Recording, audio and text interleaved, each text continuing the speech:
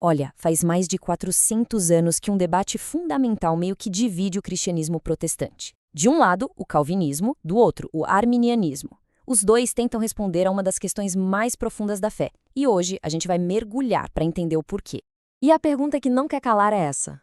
No fim das contas, a salvação é uma obra que Deus decide e executa sozinho, do início ao fim, ou a nossa escolha, a escolha humana, tem um papel decisivo nisso tudo? A resposta para essa pergunta é exatamente o que separa esses dois gigantes do pensamento cristão. Para a gente entender de onde vêm essas ideias, a gente precisa primeiro dar uma olhada nas mentes por trás delas.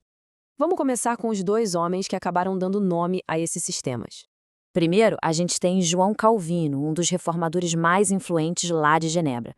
Para o calvinismo, a ideia central, o pilar de tudo, é a soberania absoluta de Deus. Ou seja, Deus não só criou o universo, mas ele governa ativamente cada pequeno detalhe, incluindo quem vai ser salvo. E, do outro lado, a gente encontra Jacó Arminio. O interessante é que Arminio, um teólogo holandês, começou defendendo o calvinismo, mas com o tempo ele chegou a conclusões bem diferentes.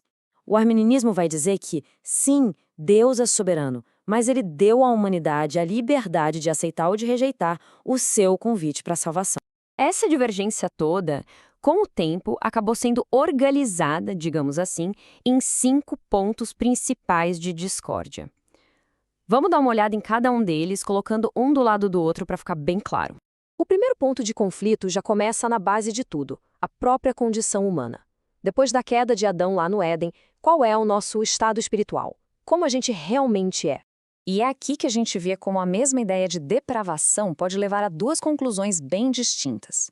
Para o calvinismo, a depravação total significa que o pecado nos deixou espiritualmente mortos, incapazes sequer de querer buscar a Deus por conta própria. Já o arminianismo, embora concorde que a gente é depravado pelo pecado, acredita que ainda resta uma capacidade, que é ativada pela graça de Deus, de responder positivamente ao chamado dele.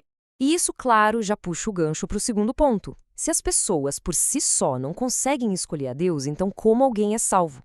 A resposta, para ambos os lados, está na natureza da escolha de Deus, o que a gente chama de eleição.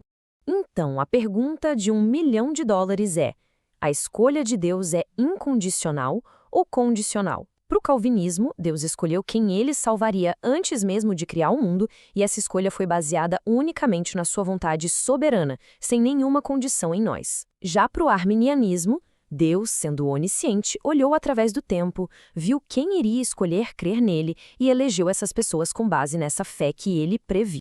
Agora a gente chega no que talvez seja o ponto mais controverso de todos, o terceiro, a expiação. A pergunta é bem direta, mas as implicações são gigantescas. Por quem exatamente Cristo morreu na cruz? Esse slide aqui ilustra a diferença perfeitamente. A visão calvinista, a expiação limitada, diz que a morte de Cristo foi um pagamento específico, destinado a garantir a salvação de um grupo particular, os eleitos.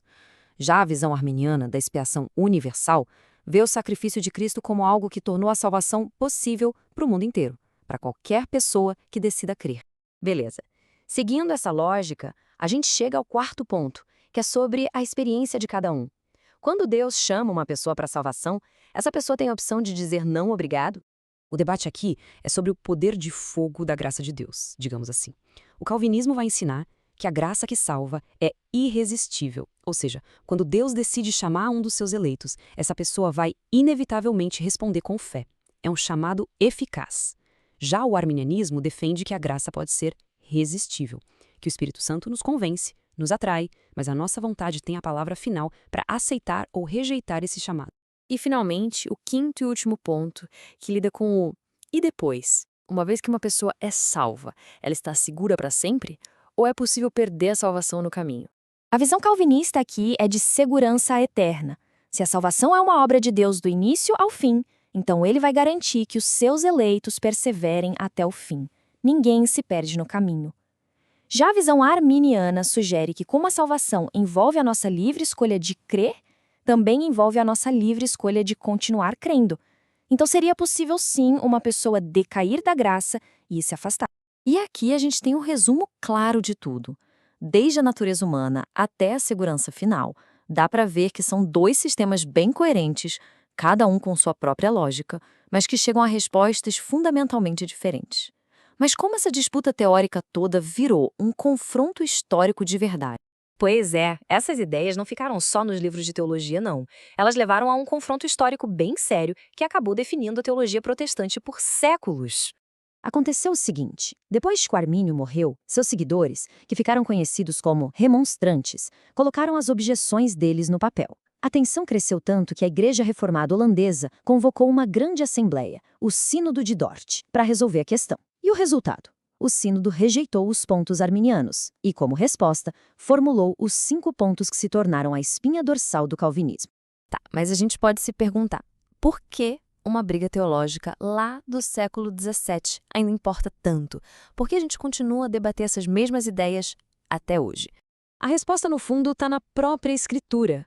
Pega só este versículo, que é talvez o mais famoso da Bíblia. Para um arminiano, a palavra mundo e a frase todo aquele que crê são provas claras da expiação universal e do livre-arbítrio. Já para um calvinista, mundo pode significar o mundo dos eleitos de todas as tribos e nações, e a fé não é a causa, mas sim o resultado da salvação que Deus dá. Um versículo, duas lentes. E é por isso que o debate não morre. Não é que um lado é bíblico e o outro não.